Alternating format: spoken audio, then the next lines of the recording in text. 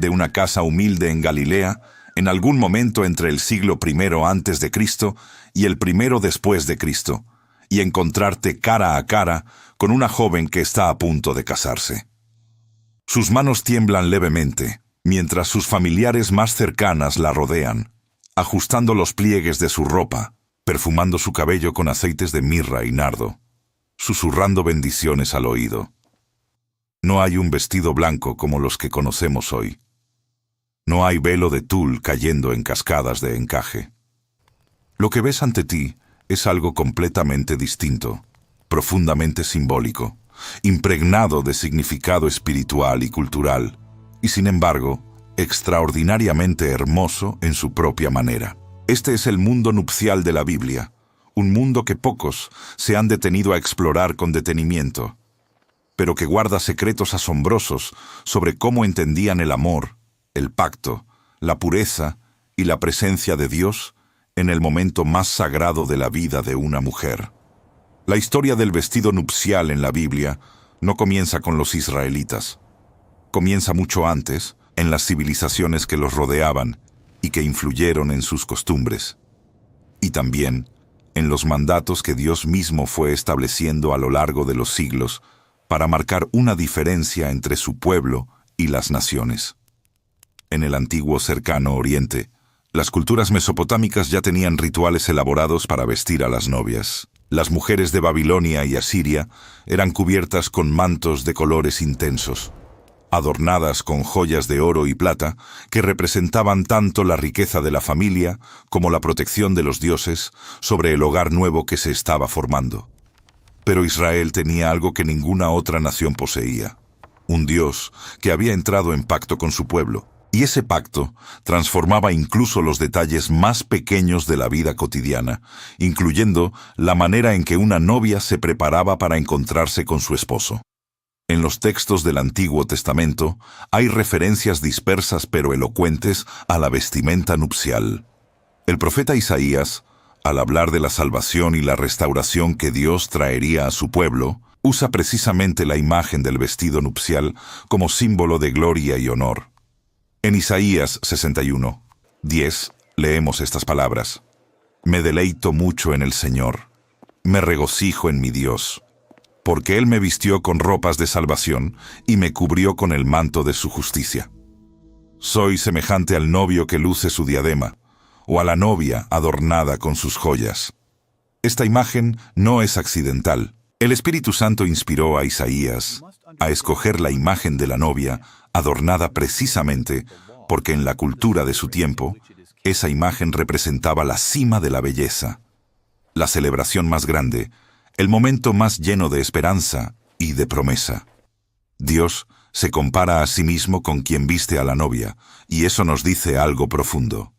El Señor es quien nos adorna, quien nos prepara, quien nos cubre con su gracia para el día en que nos presentemos ante Él. Para entender cómo era ese adorno, es necesario entrar en los detalles de la vida cotidiana del mundo bíblico. Las telas disponibles en la tierra de Israel dependían del período histórico, pero a lo largo de la mayor parte del tiempo que cubre la narrativa bíblica, los materiales más comunes eran el lino y la lana. El lino era especialmente valorado porque era fresco, elegante y asociado con la pureza. No es casualidad que el lino fino aparezca repetidamente en la Biblia como símbolo de justicia y santidad. En Apocalipsis 19, 8, cuando el ángel describe a la iglesia preparada para las bodas del Cordero, dice: «Se le ha concedido vestirse de lino fino, limpio y resplandeciente, pues el lino fino representa las acciones justas de los santos». El mismo material que una novia israelita podía llevar en su día de bodas se convierte en el símbolo eterno de la pureza de la Iglesia ante Cristo, su esposo celestial. Esa conexión entre lo material y lo espiritual es característica del pensamiento bíblico. Nada es simplemente decorativo, todo apunta hacia algo mayor. La lana, por su parte, era omnipresente en el mundo antiguo y se teñía con una variedad de colores que tenían significados precisos. El azul obtenido de un molusco marino llamado murex, era extremadamente costoso y reservado para las clases más privilegiadas, razón por la cual, en los mandamientos relacionados con el tabernáculo y las vestiduras sacerdotales, el azul tiene un lugar tan prominente. El rojo carmesí, también obtenido de insectos específicos, era símbolo de vida, poder y también de sangre, con todas las connotaciones espirituales que eso traía en una cultura donde el sacrificio y la expiación eran realidades cotidianas. El escarlata que se menciona en Proverbios 31 como el color con el que la mujer virtuosa viste a su familia, era una señal de prosperidad y capacidad de provisión.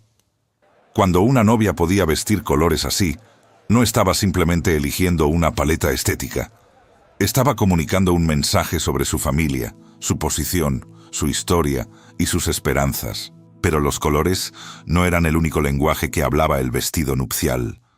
Los bordados y los adornos tejidos en las telas tenían una importancia extraordinaria. En las regiones más rurales de Israel, como Galilea o las aldeas del Negev, las mujeres pasaban años bordando las prendas que usarían en su boda. Este bordado no era simplemente un arte, era una práctica espiritual, una preparación que comenzaba incluso en la infancia y que se completaba en los años de la adolescencia, cuando el compromiso matrimonial se formalizaba. Los motivos del bordado variaban según las regiones, pero solían incluir patrones geométricos que en la tradición hebrea tenían resonancias con la Torá, con los mandamientos, con las promesas del pacto. Una novia que bordaba su propio vestido estaba, en cierto sentido, tejiendo su propia historia de fe en cada puntada. El velo es quizás el elemento nupcial más mencionado en las Escrituras, y su significado es mucho más profundo de lo que solemos imaginar. En hebreo, la palabra que se usa con más frecuencia para referirse al velo nupcial es tzamá o mitpachat, y su función no era ocultar el rostro por pudor simplemente, sino marcar una transición sagrada. El velo separaba a la novia de su antigua identidad como hija de su padre para comenzar su nueva identidad como esposa. Hay un episodio en el Génesis que ilumina esto de manera dramática y que los rabinos han comentado extensamente a lo largo de los siglos. Cuando Jacob trabaja 7 años por Raquel y al final de ese tiempo su suegro Labán le entrega a Lea cubierta con el velo, Jacob no reconoce a la mujer con quien se casa hasta la mañana siguiente. Este relato, en Génesis 29, 23-25 nos dice: Pero cuando llegó la noche, Labán tomó a su hija Lea y se la llevó a Jacob, y Jacob se acostó con ella. Cuando amaneció, Jacob vio que era Lea, y le dijo a Labán: ¿Por qué me has engañado así? El episodio no solo revela la astucia de Labán y el dolor de Jacob, revela que el velo en el mundo bíblico era tan completo, tan transformador, que podía ocultar la identidad de una persona incluso ante quien la amaba profundamente. La novia velada era una figura de misterio, de transición, de algo sagrado que estaba a punto de revelarse. Fue precisamente este episodio el que, según la tradición judía, dio origen a la costumbre del Badequén, la ceremonia en la que el novio mismo baja el velo sobre el rostro de la novia antes de la boda para asegurarse de que es ella y no otra quien está a su lado. Esta práctica, que existe hasta hoy en las comunidades judías más tradicionales, tiene sus raíces en las páginas del Génesis y en el dolor de Jacob, aquella mañana, en que descubrió que el amor más intenso de su vida le había sido negado por una noche más. El velo, entonces, no era un simple accesorio. Era un símbolo del pacto, de la fidelidad, de la responsabilidad que el novio asumía al ver el rostro de la mujer que él mismo había elegido y confirmado. Las joyas que adornaban a la novia bíblica son otro capítulo extraordinario dentro de esta historia. En la cultura del cercano Oriente Antiguo, las joyas nupciales no pertenecían simplemente al ámbito de la vanidad o la belleza personal. Eran una forma de riqueza transferida, una garantía económica, una señal visible del valor que la familia del novio le asignaba a la nueva esposa. El arreglo de la dote y las joyas que la acompañaban formaba parte de las negociaciones matrimoniales, y una vez entregadas a la novia, pasaban a ser de su propiedad exclusiva, una especie de seguro personal que ella podía conservar incluso si el matrimonio terminaba en tragedia. Hay una parábola de Jesús que adquiere un significado completamente nuevo cuando entendemos este contexto. En Lucas 15, 8-9 leemos: «Os suponed que una mujer tiene 10 monedas de plata y pierde una. ¿No enciende una lámpara, barre la casa y busca con cuidado hasta que la encuentra? Y cuando la encuentra, reúne a sus amigas y vecinas y les dice: Alégrense conmigo, ya encontré la moneda que se me había perdido». Muchos intérpretes han señalado que esas 10 monedas de plata probablemente formaban parte del adorno nupcial de la mujer, una diadema o collar que se usaba en el día de la boda y que representaba no solo valor económico, sino identidad, historia y esperanza. Perder una de esas monedas no era simplemente perder dinero, era perder parte del símbolo más sagrado de su vida matrimonial. Y la búsqueda apasionada, la alegría desbordante cuando la encuentra, el llamado inmediato a celebrar con las vecinas, todo eso refleja la intensidad emocional y espiritual que estaba en juego. Los pendientes, los brazaletes, los collares y los anillos de nariz aparecen mencionados en múltiples textos del Antiguo Testamento como adornos propios del día de bodas y también como símbolos de elección y amor. En Génesis 24, cuando el siervo de Abraham encuentra a Rebeca junto al pozo y reconoce que ella es la mujer que Dios ha elegido para Isaac, su reacción inmediata es de adoración y de regalo. El hombre sacó un pendiente de oro que pesaba medio siclo y 2 brazaletes de oro que pesaban 10 siclos para los brazos de ella. Este gesto no era simplemente generoso. Era el inicio del proceso nupcial, la señal visible de que Rebeca había sido elegida, separada, adornada para un propósito específico. Y Rebeca acepta. Se cubre con el velo cuando ve a Isaac aproximarse. Y así, el primer encuentro entre quien sería la matriarca de Israel y el hijo de la promesa ocurre con el velo en su lugar, con el adorno nupcial como marco del momento más transformador de su vida. ¿Alguna vez te has preguntado qué sentía una novia de la época bíblica la noche antes de su boda? ¿Qué emociones, qué temores, qué esperanzas habitaban su corazón mientras sus manos tocaban por última vez el bordado de su vestido y sus dedos recorrían las joyas que en pocas horas presentarían ante el hombre con quien compartiría el resto de su vida? Nos encantaría saber lo que piensas sobre esto. Cuéntanos en los comentarios, ¿cuál de todos estos detalles del vestido nupcial bíblico te resultó más sorprendente o más emocionante? Tu respuesta puede ser una bendición para alguien más que está viendo este video hoy. El perfume era otro elemento inseparable de la preparación nupcial en el mundo bíblico. El Cantar de los Cantares, ese libro extraordinario que celebra el amor conyugal con una intensidad poética sin igual en toda la Escritura, está saturado de referencias aromáticas que nos ayudan a entender cuánto importaba el perfume en el ritual nupcial. En Cantares 1, 12-13, la novia dice: «Mientras el rey está en su diván, mi nardo exhala su fragancia. Mi amado es para mí como una bolsita de mirra que descansa entre mis pechos».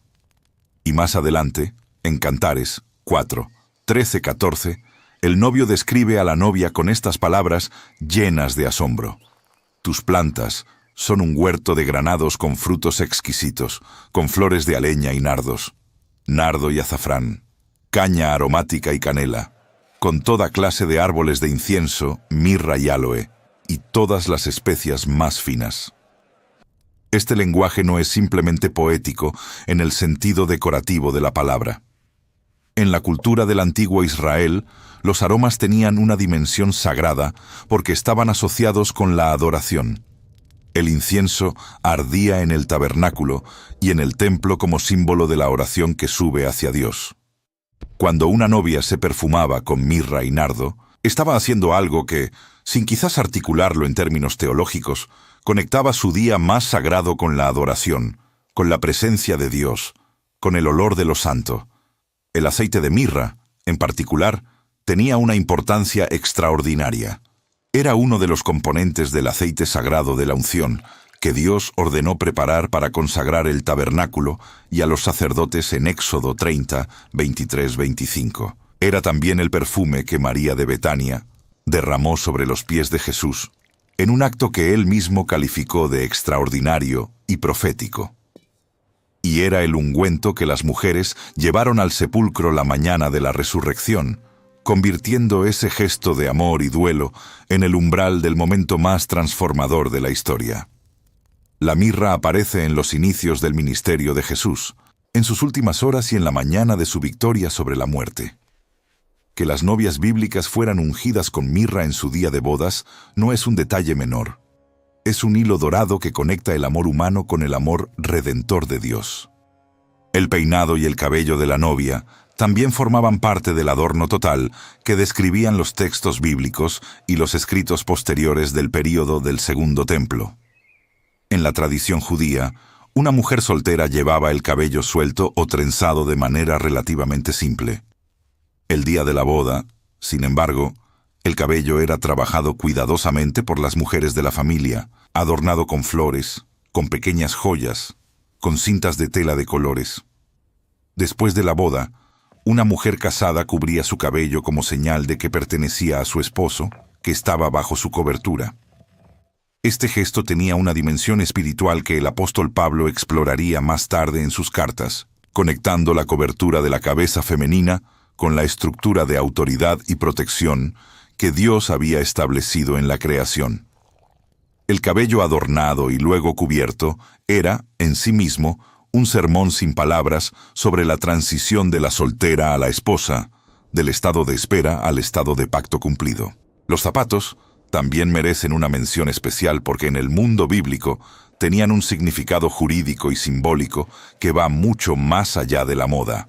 Las sandalias eran el calzado común, y en el ritual del levirato que describe el libro de Deuteronomio, el acto de quitarle la sandalia al cuñado, que se negaba a cumplir su deber para con la viuda de su hermano, era una señal pública de vergüenza y rechazo.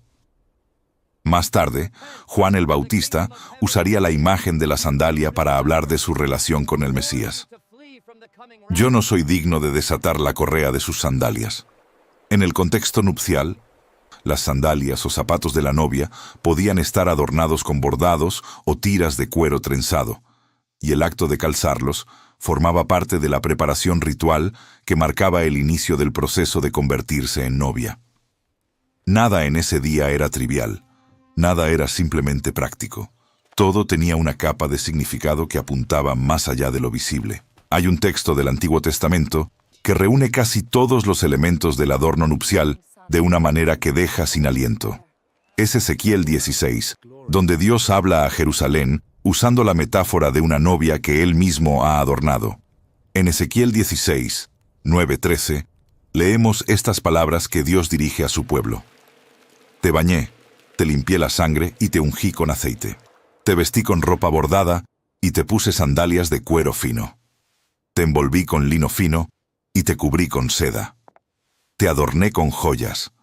Puse brazaletes en tus brazos y un collar en tu cuello. Te puse un anillo en la nariz, aretes en las orejas y en tu cabeza una hermosa corona. Así quedaste adornada con oro y plata. Tu ropa era de lino fino, de seda y de tela bordada. Comías el mejor trigo, la miel más pura y el aceite más fino. Llegaste a ser muy hermosa y te convertiste en reina. Este texto es asombroso porque enumera, uno por uno, los elementos del vestido y el adorno nupcial como si fueran una lista de los regalos de Dios a su pueblo. El baño ritual, el aceite de la unción, la ropa bordada, las sandalias de cuero fino, el lino, la seda, los brazaletes, el collar, el anillo de nariz, los aretes, la corona. Dios mismo, el creador del universo, se presenta en este texto como quien viste a su novia con sus propias manos, quien escoge cada detalle de su adorno, quien la prepara para la gloria que ella recibirá en su nombre.